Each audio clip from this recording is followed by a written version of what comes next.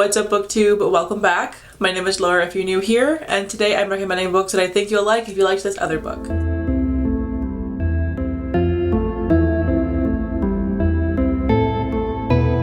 So this is like the most awkward way to title a thing, but there's no other way to phrase it. But yeah, today we're doing that trend that I've seen going around here and there where I recommend you guys some books that I think you'd like if you liked this other book. There's really no better way to word that, but it sounds so awkward to say. But anyways, I'm not gonna bother explaining it. I'm sure you understand what's happening here. So let's just get right into it. So first up, if you liked Sorcery of Thorns by Margaret Rogerson, I think you would like Taming Demons for Beginners by Annette Marie. Sorcery of Thorns follows a girl who has grown up in one of their magical libraries. This is a world full of like sorcerers and magic and everything, and in the libraries there are these grimoires, which are demonic, monstrous books that whisper to you and try to escape, and if they are provoked enough then they will turn into these grotesque monsters. So our main character is training to become one of the protectors of these grimoires when some terrible things happen and she is implicated in the murder of somebody else who works there, and so to try and clear her name she has to team up with a sorcerer and his demon companion, and then things kind of go from there. Whereas Taming Demons for Beginners by Annette Marie follows a young girl whose parents have just passed away, and she's now living with her uncle who has stolen her entire inheritance, and so she's working to try and get it back from him. But in the meantime she finds out that her uncle is running an illegal demon selling ring in the basement, and she ends up accidentally becoming friends with this demon and ends up tying her soul to the demon,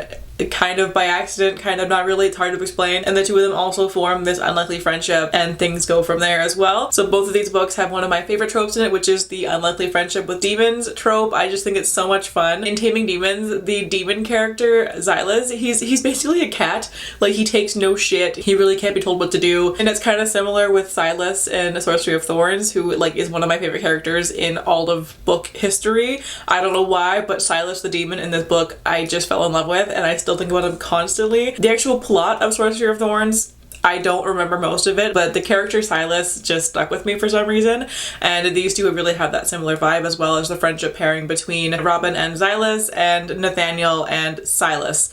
I just realized how similar their names are, actually. I didn't notice that until now. But yeah, so both of these books are just fantastic. This was also Canadian and comes from a small publishing house, so like just read it for that reason alone. But they're both so much fun. They're like not super serious. They're like pretty light, and they both also have a romantic element to it as well. This one's more of a slow burn, whereas this one is kind of wrapped up in the one book because it's a standalone, whereas the Taming Demons series is a 4-book series. But yeah, these are just fantastic books, and I really think that if you loved this book, you would love this one too. Just give it a shot. It has some great humor in it, and it definitely needs some more hype around it. Next up, if you liked A Dowry of Blood by S.T. Gibson, then I think you would like Blood Countess by Lana Popovic. These are both bloody, queer, vampire romance books, but at the heart of them, they are both stories of surviving abuse from an intimate partner. So A Dowry of Blood is written as a letter from Dracula's first bride written to him after the events of the books have taken place, and she's kind of recounting their life together and processing her trauma and everything. This one is polyamorous and very queer, and it was so beautifully done. It's wonderfully gothic, and just the writing is so incredible in this one, and it just follows like Dracula and his bride slash husband throughout their entire lives, and she's again just recounting their lives together and all of the beauty and horror and all the good and the bad that they all experienced together, as well as, you know, seeing Dracula's descent into him becoming the monster that he was and the impact that it had on the rest of their polycule. Whereas Blood Countess is a sapphic reimagining of Lady Bathory, also known as the Blood Countess. She was kind of this like vampire serial killer type of person in history. This is not a like direct retelling. I really doubt that it's like historically accurate. So if you're going into it looking for actual facts of Lady Bathory, you will be disappointed. It is not that. But in this one, the main character starts off as a scullery maid and slowly works her way up in the house of Lady Bathory, and she ends up catching her attention, and the two of them become partners. They fall so deeply in love that by the time that the main character realizes what a monster Lady Bathory actually is, it's kind of too late for her to be able to escape. She has nowhere else to go. She has no family, no friends left, so she is kind of stuck there just witnessing the horrendous acts of this person. So that's kind of where the parallels there come in, both in the terms of like these are both like vampire-esque stories. There's no like actual vampires with the Lady Bathory one, but she's seen as being a kind of vampiric person because she is like literally bathing in blood and murdering hundreds of people, whereas in Dowry of Blood they are actual vampires. But either way, both of these stories are very bloody and brutal and heartbreaking, but also beautifully written with these incredible romances at the heart of them that turn into these stories of abuse that these people have to overcome. They're both incredibly written books, and I would definitely recommend both of them. I think A Dowry of Blood has gotten a bit more buzz than Blood Countess did, but both are so good, and I would highly recommend both of them. Next up, if you like Strange the Dreamer by Lady Taylor, then I think you would like The 10,000 Doors of January by Alix Harrow. Strange the Dreamer follows a man named Laszlo Strange, who was growing up obsessed with the myth of this town called Weep, that he is convinced is a real place, but everybody believes that it's just a legend, and he is kind of ridiculed for his belief in the city of Weep, seen as like kind of like a loser type of character. He's very much a loner, doesn't really have any friends, and nobody believes in him at all, but he is just this kid who's obsessed with fairy tales and history and reading. Laszlo Strange is like one of my favorite characters of all time. I just adore him. One day a man shows up who was actually from the city of Weep, and he asks for volunteers to come and help save the city from this like horrible thing happening to them. So of course Laszlo volunteers, so off he goes to go and live his dreams and like not just get to discover Weep but also help to save it. Whereas the 10,000 Doors of January follows a young girl who is the ward of this like wealthy collector. He collects artifacts from across the world, and one day she finds a book in his study and she realizes that there is more to this world than she thought there is,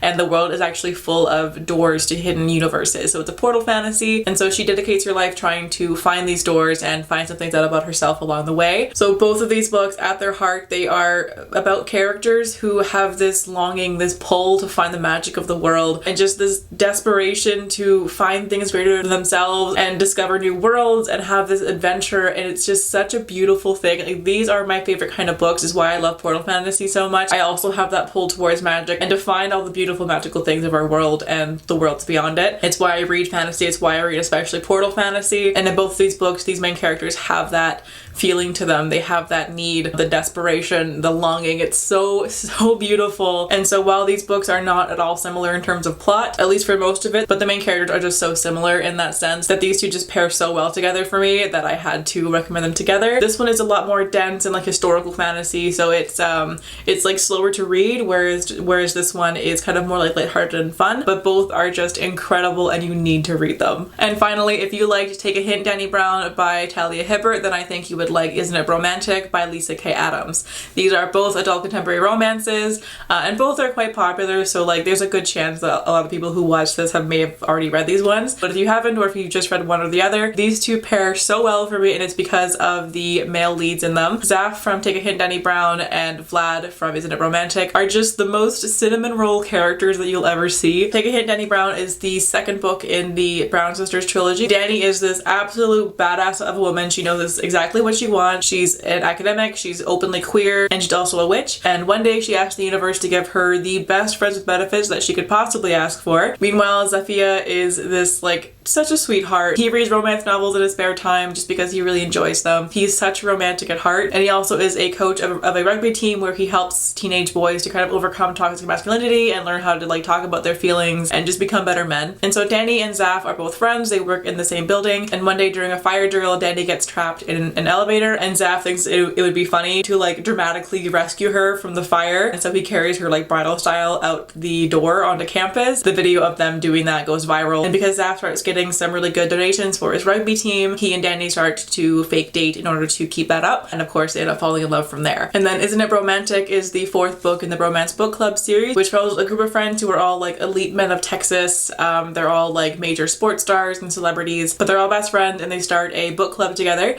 where they read romance novels in order to learn how to become better men and better partners. And the fourth book follows Vlad, who is known as the Russian. In the first few books he's kind of the like comic relief. He's not really taken very seriously, but as you go farther into the series you start to see more of his character. He is very sensitive, he cries a lot, he's very in touch with his emotions, he is obsessed with romance. He reads these books just because he actually like really enjoys them. He's just like the sweetest man ever. And in this book he is trying to save his marriage. He and his wife got married years ago because she needed to escape Russia, but they've never been close. She assumed that, you know, he was just asking her to marry him out of obligation because they were friends as kids. Neither of them know that the other has been like hopelessly in love for their entire lives. So it's a very messy situation, and so the Bromance Book Club is helping Vlad kind of put his marriage back together and also helping him write his own romance novel. This one is by far my favorite book in this entire series. It's such a good time. But yeah, so how these two compare, obviously Zaf and Vlad are very similar characters. They're both so sweet and just like really romantic kind of guys. So I think if you liked Zaf from Dani Brown, you would probably like Vlad from